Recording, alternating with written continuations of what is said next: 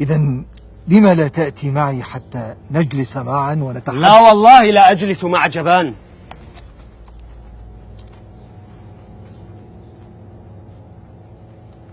صدقت والله. ماذا تعني؟ أنا والله جبان، ولكن أتعلم لماذا؟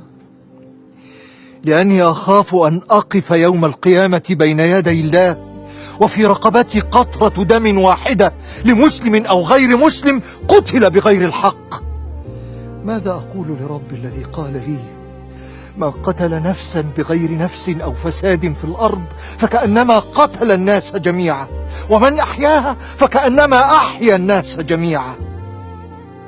ماذا أقول لرسوله الكريم صلوات الله وسلامه عليه الذي قال لي: لو أن أهل السماء وأهل الأرض اشتركوا في دم مؤمن لأكبهم الله في النار. ومن أخبرك أن هؤلاء مسلمون؟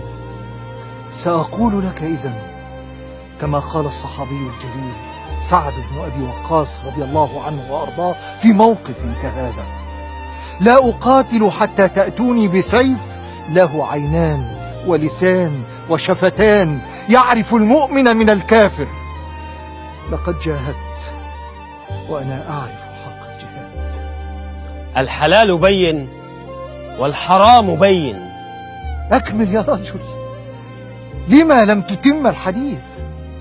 الحلال بين والحرام بين، وبينهما أمور متشابهات لا يعلمها كثير من الناس، فمن اتقى الشبهات استبرأ لدينه وعرضه، ومن وقع في الشبهات وقع في الحرام. كالراعي يرعى حول الحمى يوشك أن يرتع فيه. ألا لكل ملك حمى، وإن حمى الله محارمه. لكم دينكم ولي دين. ألا إن ربكم رب واحد. دعني لما أنا فيه، وبيني وبينك الله. يا رجل يا رجل، كن المقتول ولا تكن القاتل. الدنيا ساعة والآخرة خلود. الهلاك ليس ها هنا، الهلاك الحقيقي من أتى يوم القيامة بميزان تقطر منه الدماء. ويل لمن أهلك نفسه بنفسه، ويل لمن أهلك نفسه بنفسه. ألا لكل ملك حمى، وإن حمى الله محارمه. فاتقوا حمى الله، اتقوا محارمه، اتقوا من لو غضب عليكم لخسفكم بطرفة عين. اتقوا من لو غضب عليكم لسلط عليكم أعداءكم يسومونكم سوء العذاب.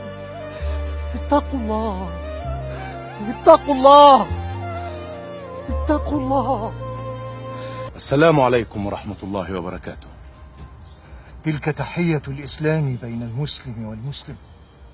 وهل نحن غير مسلم ومسلم؟ لما لا ترد علي التحية؟ لأن سيفك سبق لسانك. سيفي مسلط على رقاب أهل المعاصي والكفر. وماذا عن من يدعي المهدوية؟ أليس من أهل المعاصي والكفر؟ ما آمنت به يوما ولا صدقته بكلمة، ولكني رأيت فيه رأيتها فرصة فاغتنمتها لتبني عرشا تبسطه على سائر البلاد. وما الضير في هذا إن كان هذا العرش يعز الإسلام والمسلمين؟ وماذا عن الآلاف الذين قتلوا؟ ماذا عن الحرائر التي سبيت؟ ماذا عن الأطفال الذين يتموا واستعبدوا؟ بل ماذا عن الآلاف الذين انشغلتم بحربكم عنهم وتركتوهم لأعداء الدين لينكلوا بهم أفظع تنكيل؟ وهل بني الإسلام إلا على أرواح قضت لعزة الإسلام؟ إذا كان رسول الله صلى الله عليه وسلم يقول: لزوال الدنيا أهون عند الله من قتل رجل مسلم، فمن تكون أنت؟ من تكون لتقرر أن يموت هذا أو يموت ذاك؟ هل ترضاها على نفسك أن يفرض عليك الموت؟ أجب! لقد أردت عرشهم وحصلت عليه، فهنيئا لك تجارتك، هنيئا لك تجارتك، تجارة اشتريت بها سخط الله وغضبه. ولكن ترقب يوما ستقف فيه بين يدي الله وأمامك كل من قتلتهم يحملون دماءهم بين أيديهم ويقولون: يا رب هذا الذي ظلمنا، يا رب هذا الذي كفرنا، يا رب هذا الذي قتلنا، هذا الذي ظلم نفسه وظلمنا، حقنا حقنا يا رب.